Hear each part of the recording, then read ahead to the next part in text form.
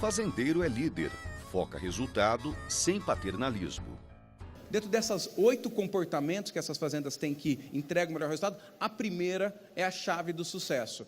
E o primeiro comportamento desse, quando a gente analisa tudo isso, é o que faz toda a diferença, é esse aqui. O líder liderando.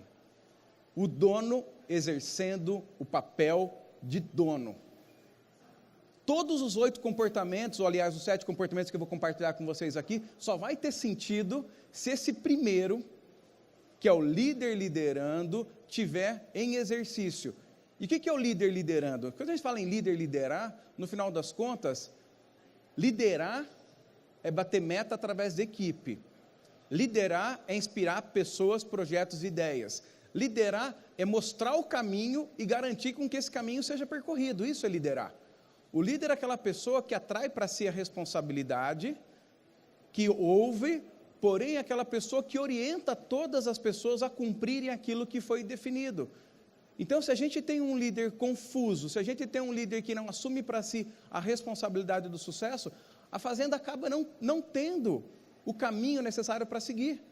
Eu até brinco que a gente faz muitas vezes 2 perguntas. Uma primeira pergunta mais importante que eu posso compartilhar aqui é: quem é o principal responsável pelo sucesso da fazenda?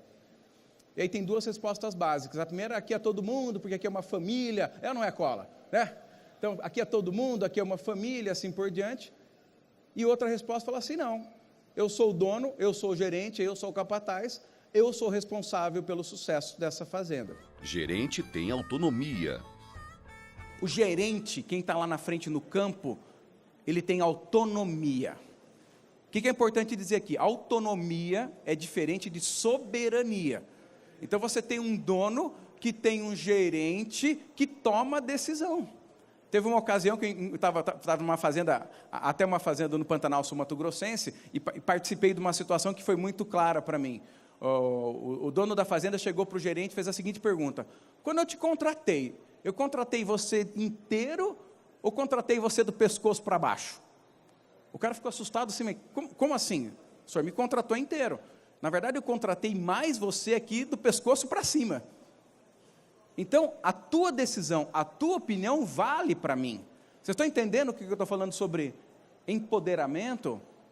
A partir do momento que você empodera o líder principal, o que acontece com a responsabilidade dele, Marcelo Gil, quando você empodera o líder principal? Aumenta ou diminui a responsabilidade? Aumenta muito mais, porque afinal, a opinião foi dele. Então, o líder tem que ter a sabedoria e reconhecer a maturidade do seu gerente para entender em quais aspectos ele é absolutamente empoderado e quais aspectos ele não pode ser empoderado.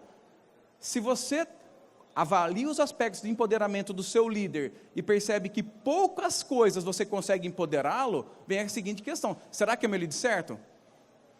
Então, mas o segundo aspecto, que esse grau de empoderamento, que o gerente, na verdade, muitas vezes ele não decide o quê. Normalmente ele decide o como. Percebem a diferença? O quê foi definido pelo projeto, pela visão da fazenda. O como é definido por aquele gerente, aquele camarada que tem líder e tem autonomia. Equipe alinhada com metas estabelecidas. Cada um sabe o que tem que entregar. E aqui eu não estou querendo ser muito complicado, não. O chefe do retiro, ele sabe quantos boi tem que matar por ano, quanto tem que matar em cada mês e qual o peso que tem que ter. Essa é a meta. Não precisa falar meta de percentual de custo fixo em relação ao faturamento, não é isso. Eu estou falando quantos boi tem que matar. Estou falando quantas vacas tem que emprenhar. Estou falando quantos bezerros tem que nascer. Essa meta, essa estrutura de meta e a equipe alinhada com a meta faz com que o projeto caminhe. Então todo mundo sabe o que indica sucesso. Se está indo bem, todo mundo sabe que está indo bem. Se está indo mal, todo mundo sabe que está indo mal. E o que eu tenho que fazer? E o pior que uma notícia ruim é uma notícia ruim que demorou para chegar. É ou não é? Esse é o ponto. Se eu tenho uma notícia ruim que demorou para chegar, eu tenho um problema muito maior. E eu só consigo saber se está certo ou está errado quando eu tenho a meta e meço os desvios. Ou seja, em março era para ter abatido 1.300 bois, quanto eu matei? Era para ter abatido com 19,7, quanto pesou? Era para ter faturado, quanto faturou? Estão entendendo esse aspecto da meta? E aí você tem a meta em vários níveis, e aqui eu trouxe aqui separado um pouco o tema da meta, e aí você tem meta reprodutiva, que você tem desde o percentual de a parte das novilhas que vão ter aptas à reprodução, passando pela fertilidade, pela perda pré-parto, pela taxa de desmame, seguindo para lotação, para GMD, para taxa de abate, para giro técnico de estoque, seguindo para a tabela de cumprimento de tarefas operacionais. Quantos por cento do que eu combinei foi feito, que são as tarefas operacionais? Depois as metas financeiras são as mais importantes, ou seja, eu faturei o que era para faturar, eu gastei o que era para gastar, e terminando com metas comportamentais, que no nome chique é adesão à cultura. Ter um cronograma e acompanhar as atividades. O quarto comportamento é o que faz a fazenda acontecer. Mas como assim, Antônio? O quarto comportamento é o fazer. Mas como assim? Fazer. Papel aceita tudo, boa vontade. E aí, quando você percebe que tem fazenda que faz, fazenda que não faz. E aí, o pessoal que não faz porque ele é desmotivado, porque é mal treinado. Às vezes, e vou dizer assim, na maior parte das vezes, as pessoas não fazem, não é porque não querem fazer. As pessoas não fazem porque não ficou claro o que ele tinha que fazer, e nem como fazer, está entendendo? Então, o processo de implementar uma rotina de fazer, ela é fundamental. Quero dar um exemplo aqui, que você primeiro tem um aspecto da visão do ano. Na visão do ano o que eu tenho para fazer de cerca, de estrada, de reforma, de abate, toda a programação do ano. A visão do ano, ela vira trimestre. O trimestre vira mês e o mês vira semana. Então, toda semana, que é toda sexta, todo sábado, são os dias que a gente mais gosta, existe uma revisão do que era previsto acontecer na semana, que eu tenho dois grandes grupos, eu tenho tarefas de rotina e tarefas que não são rotina. Então, aconteceu o que era para acontecer na semana, né? E a gente precisa, aí vem o papel do líder, exercer uma pressão semanal para acontecer. E por favor, tirem do dicionário, ligar para a fazenda e perguntar, está tudo bem?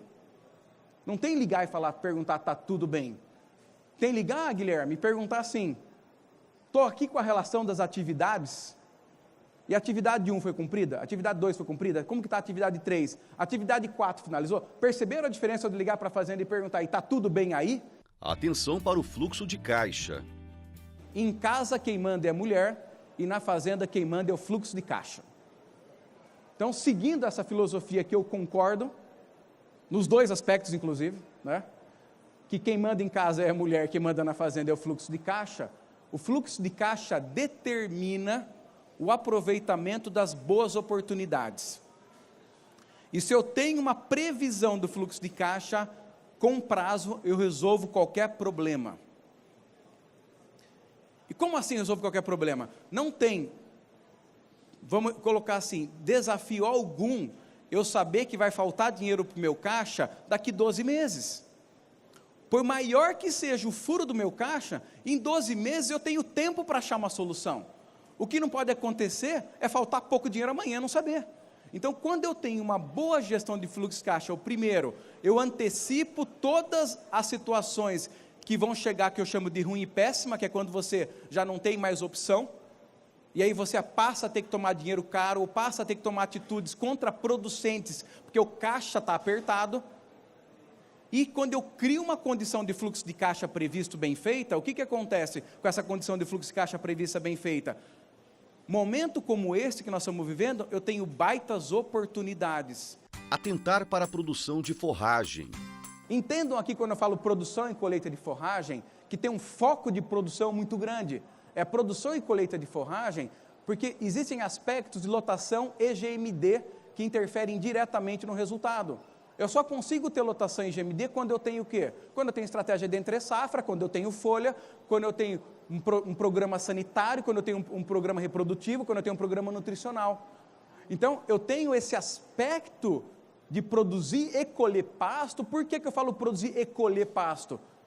Porque durante muito tempo a gente percebia que o desafio era produzir, não é?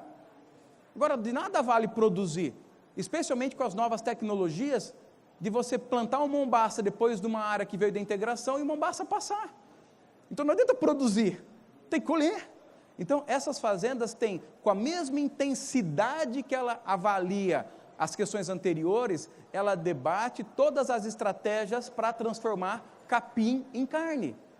Evitar investimentos desnecessários. A gente pode ter duas fazendas que gastam R$40 cabeça mês e uma gasta 27 com insumo e outra gasta 13 com insumo. Uma gasta 3 com pastagem, outra gasta 8 com pastagem. As mesmas gastando os R$40, estão entendendo a diferença de gastar bem? Porque tem fazenda que gasta R$7 com mão de obra permanente e fazenda que gasta R$17 com mão de obra permanente. Ou seja, são R$10 de diferença. E a questão não é pagar menos o funcionário. Como ela criou condição para a lotação, ela tem maior a relação de uso. Então vocês estão entendendo aqui que é diluir aquelas despesas que são importantes, mas que não dão bezerro de forma direta, lembrando do seu José Goiano, sabe aquela coisa do bezerro? E aí eu mostro aqui para vocês, eu trouxe aqui alguns números do último fechamento, as fazendas mais lucrativas, elas gastaram com mão de obra 7,40 em relação a 10,20 da média, elas gastaram com manutenção da fazenda 5 em relação a 7,50 da média, e elas gastavam com a administração 5,40 em relação a 7,18. Perceberam a diferença aqui? E quando eu olho para insumo, a diferença foi inferior a R$1. Ou seja, elas gastam igual muitas vezes em insumo, isso estamos falando de uma análise, aquelas de muita alta performance gastam 40% mais em insumo, mas não vem ao caso agora, mas eu quero mostrar para vocês é isso é gastar bem. A pergunta é, isso aumenta as arrobas por hectariano? Isso aumenta os quilos de bezerro por vaca exposta? Se a resposta for sim, a chance de eu poder usar isso é muito maior do que se a resposta for talvez sim, de forma indireta. Vocês estão entendendo que o tema de gastar bem não tem lenga-lenga. Aprenda com o resultado e evolua constantemente. Sabe aquela pessoa assim, que legal, mas eu quero mais. Que legal, mas eu quero mais. Não estou satisfeito. Se nós matamos um boi com 22 meses e 20 arrobas a pasto, eu quero matar um com 20 meses e 20 arrobas a pasto. Essa é a característica. Se eu ganhei R$1.000 por hectare ano, eu quero ganhar 1.200. Se eu produzir 25 arrobas, eu quero produzir 30. Se minha equipe tem uma rotatividade de 4%, eu quero 3%. Perceberam? Que sempre busca evolução constante, até porque as coisas mudam e mudam muito rápido, concordam comigo? A quantidade de tecnologia disponível é muito grande. Se a gente não buscar evolução contínua, quem não avança, retrocede, não é assim?